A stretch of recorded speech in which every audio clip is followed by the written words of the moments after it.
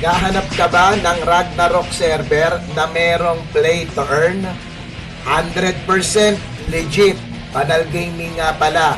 At ang sinasabi ko o tinutukoy ko na server ay Eclipse Ragnarok Online. So paano ko nasabi? Pansinin nyo to. Gcash reward. Receive a Gcash box by defeating Zerum. Gcash reward by defeating Les. And Gcash reward box by defeating Menorus. Habang nagpapalevel ka o nagga-grind ka randomly, nagpapagsak sila ng Gcash box.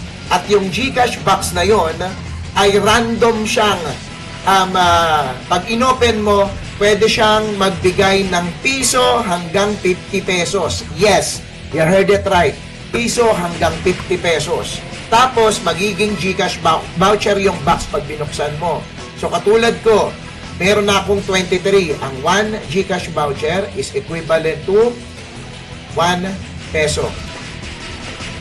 Ayan, o. Sakto. Kakakuha lang natin by defeating Raid Rate. Di ba? Ang ganda. Nagpapalevel na ako, nag-hunt pa ako, tapos kikita ka pa. So, buksan natin. Pag binuksan natin, 24 to ha, ay 23. Tignan natin kung ilan madadagdag. Ayan o. Meron kang chance ng piso hanggang 50 pesos. So, tara, buksan natin. Ang maganda dito, may nabibiling auto-attack. So, ang maganda, nag-auto-attack ka, lumilevel ka, kumikita ka pa. At isa pa sa maganda dito, legal ang RMT. So, lahat ng mapupulot mo na items, lahat ng mapupulot mo na cards, pwede mong ibenta, pwede mong perahin. Ganun kaganda si Eclipse Ragnarok Online. So, buksan na natin, mga tol.